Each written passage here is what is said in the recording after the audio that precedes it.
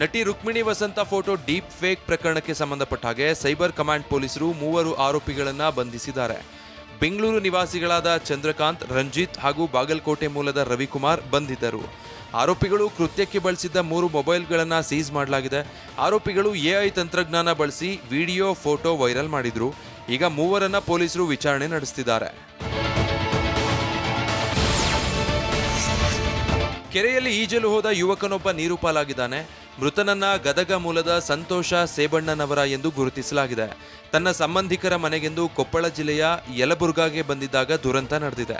ಮಾಹಿತಿ ತಿಳಿತಾ ಇದ್ದಂತೆ ಸ್ಥಳಕ್ಕೆ ದೌಡಾಯಿಸಿದ ಅಗ್ನಿಶಾಮಕ ದಳ ಸಿಬ್ಬಂದಿ ಯುವಕನ ಮೃತದೇಹಕ್ಕಾಗಿ ಶೋಧ ಕಾರ್ಯ ನಡೆಸಿದ್ರು. ಬಾವಿಯಲ್ಲಿ ಅನುಮಾನಾಸ್ಪದ ರೀತಿಯಲ್ಲಿ ಮಹಿಳೆಯ ಶವ ಪತ್ತೆಯಾಗಿದೆ. ಕಲಬುರಗಿ ತಾಲೂಕಿನ ಮೇಳಕುಂದ ಕೆ ಗ್ರಾಮದಲ್ಲಿ ಲಕ್ಷ್ಮೀ ಅಂಬಣ್ಣ ಕುಂಬಾರ ಅನ್ನೋ ಮಹಿಳೆಯ ಶವ ಬಾವಿಯಲ್ಲಿ ಸಿಕ್ಕಿದೆ. 10 ವರ್ಷದ ಹಿಂದೆ ಅಂಬಣ್ಣನನ್ನ ಲಕ್ಷ್ಮಿ ವಿವಾಹ ಆಗಿದ್ರು. ಆದರೆ ಮೊದಲ ಮದುವೆ ಬಗ್ಗೆ ಅಂಬಣ್ಣ ಮುಚ್ಚಿಟ್ಟು 2ನೇ ವಿವಾಹ ಆಗಿರೋದು ಗೊತ್ತಾಗಿದೆ. ಇದೇ ವಿಚಾರಕ್ಕೆ ಕಿರುಕುಳ ಕೊಟ್ಟು ಕೊಂದು ಬಾವಿಗೆ ತಳ್ಳಿದ್ದಾರೆ ಎಂದು ಕುಟುಂಬದವರು ಆರೋಪಿಸುತ್ತಿದ್ದಾರೆ. ತಲ್ವಾರ್ನಿಂದ ಬರ್ತ್ಡೇ ಕೇಕ್ ಕತ್ತರಿಸಿ ರೀಲ್ಸ್ ಮಾಡಿದ್ದ ಸಮೀರ್ನನ್ನ ಪೊಲೀಸರು ಬಂಧಿಸಿದ್ದಾರೆ.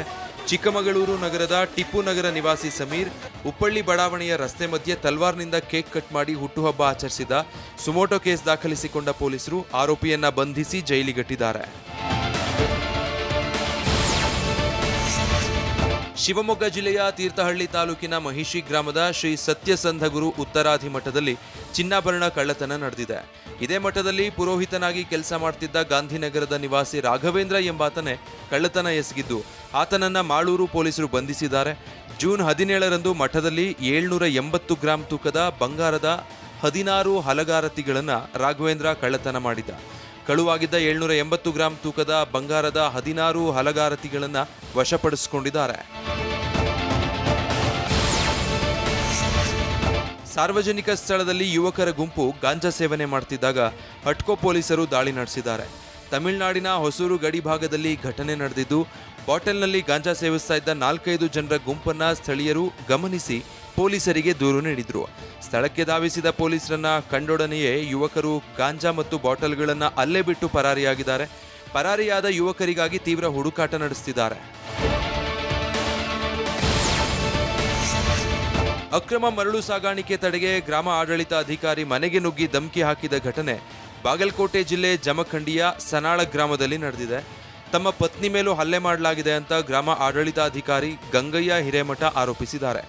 ಜಮಖಂಡಿ ಗ್ರಾಮೀಣ ಠಾಣೆಯಲ್ಲಿ ಹನುಮಂತ ಕುರಣಿ, ಬಾಹುಬಲಿ ನ್ಯಾಮಗೌಡ, ಲಕ್ಷ್ಮಣ ಕೋಟೆಪ್ಪಗೋಳ ವಿರುದ್ಧ ಪ್ರಕರಣ ದಾಖಲಾಗಿದೆ. ಜೂನ್ 18ರಂದು ಅಕ್ರಮ ಮರಳು ಸಾಗಾಣಿಕೆ ನಡೆಸ್ತಾ ಇದ್ದ ಟ್ರ್ಯಾಕ್ಟರ್ನ ಗಂಗಯ್ಯ ಹಿರೇಮಠ ಪೊಲೀಸ್ ಕಾನ್ಸ್ಟೇಬಲ್ ಕುಂಬಾರ ಜತೆ ತಡೆದಿದ್ರು. ಇದರಿಂದ ಆಕ್ರೋಶಗೊಂಡ ಆರೋಪಿಗಳು ಗಂಗಯ್ಯ ಮನೆಗೆ ನುಗ್ಗಿ ಧಮಕಿ ಹಾಕಿದ್ದಾರೆ. ಯುವ ಜನತೆಯನ್ನ ಉತ್ತೇಜಿಸುವ ನಿಟ್ಟಿನಲ್ಲಿ ಪ್ರಧಾನಮಂತ್ರಿ ವಿಕಾಸ್ ಭಾರತ್ ರೋಜ್ಗಾರ್ ಯೋಜನೆಯ ಅಡಿ ಫಲಾನುಭವಿಗಳಿಗೆ 2,400 ಕೋಟಿ ಪ್ರೋತ್ಸಾಹಧನ ವಿತರಿಸಲಾಗಿದೆ.